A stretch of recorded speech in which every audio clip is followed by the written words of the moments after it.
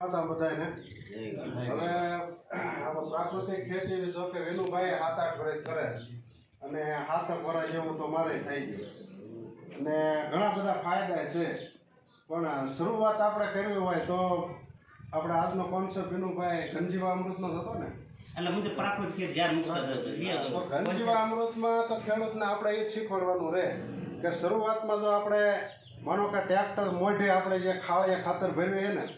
એ ઝાઝા ખેડૂને આપણે વડીલો જે પહેલાં ખાળિયા ભરતા હતા ને હજી આપણે ભરવી તો બધાને એમ છે કે એમાં આપણને બહુ મોટો ફાયદો થાય પણ હકીકત એમ જોવો ને તો એમાં આપણને ઘણું બધું નુકસાન પણ જાય છે કારણ કે આખો ખાળિયો તેમ ભરો ને એટલે એમાં તમારે ખાલા 100માંથી 30% ખાલા પડી જાય ગમે તે વાવેતર કરો ને મૂળ નકરું ખાતરમાં રહે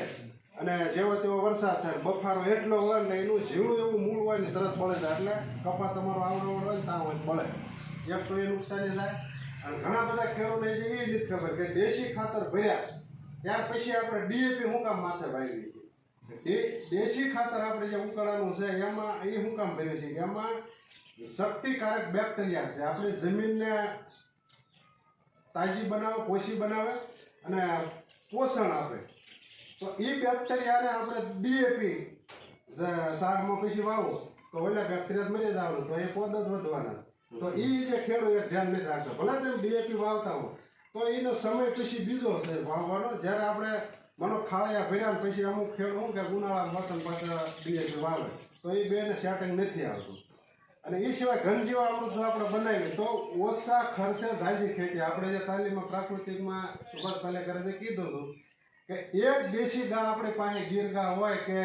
વઢિયારી જર્સી સિવાયની તો એક ગાથી એ 70 વીઘાની ખેતી કરે તો આપણને બધા નવાઈ લાગે કે આપણે 10-12 ઢોરા બાંધ્યા તો નથી મેળ આવતો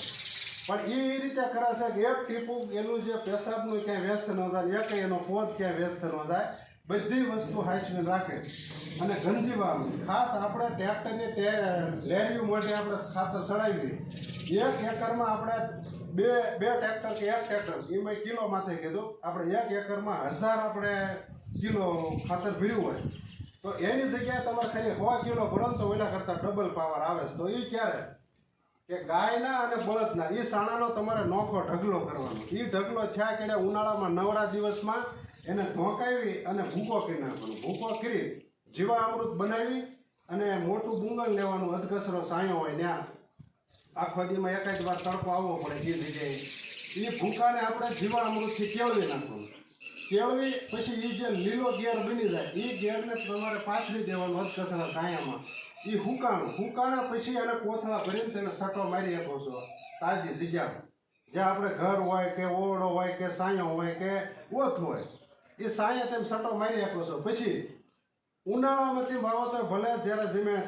વાવણી કરો ત્યારે વાવો તો ભલે અથવા તમે આમ ઉડાડી નાખો બીજે તો ભલે ઉરિયાની જેમ તો એ તમે ઓલું 1000 કિલો જે આપણને દેશી ખાતર ફાયદો નહીં થતું ને એથી 2 ગણો ફાયદો આ ઘનજીવામૃત આપે છે આપણે માનો કે ડીએપીમાં ઉરિયામાં પાવરમાં કેટલો ફેર એટલો ફરક આવો પડે તો એ રીતે તમે કરી શકો તો તમારે ઓછા ખર્ચે અને સારું રિઝલ્ટ મળે છે અને એક મહેનત થોડીક જોઈશે જીવામૃત બનાવી એટલે સાણા ભાંગી અને હવે તો અત્યારે સાધન આવી ગયા ઘણા તો અમારા ગ્રુપના ખેડૂત શું કરે ભાંગવામાં નહીં હલરમાં સાણા નાખીને ભૂકો એકવાર કાઢ નાખે એ ભૂકાને કેળવી અને સટા મારીને કોથળા ભરીને મૂકી દે પછી અત્યારે વાવ્યા જ રાખે ઓવણી ભલે આપણે 1 વીઘામાં 1 કોથળો ઈવડાય એ રીતે વાવે છે કે આપણે જે ડીએપી કેમ 2.5 વીઘામાં 1 થેલી વાવતા હોય તો આવડા 5 કોથળા નાખી દે ખર્ચા વગરનું જ છે મફતનું મોલ જાયલો નથી રહેતો ને એટલો થાય પણ આપણે નથી કરતા આપણે એ બધાને જૂના જમાનાને બધા એમ છે ડીએપી ઉરિયા વગર કાંઈ થાય જ નહીં પણ વેનુભાઈએ કીધું એમ 5 વર્ષ આવવા દો ડીએપી ઉરિયા તેમ ગોચ્યો તો કે મળશે નહીં સરકારમાં એટલી બુદ્ધિ છે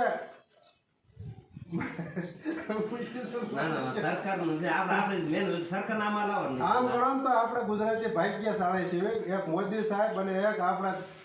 ગુજરાતના રાજ્યપાલ દેવવ્રત આચાર્ય સાહેબ એને પોતાની પ્રાકૃતિક ખેતી આચાર્ય સાહેબ કરે છે આ વિનુભાઈની તો એના ફાર્મમાં જઈ આવ્યા અને એનો જ મેન હેતુ છે ગુજરાતી આ તરફ વળે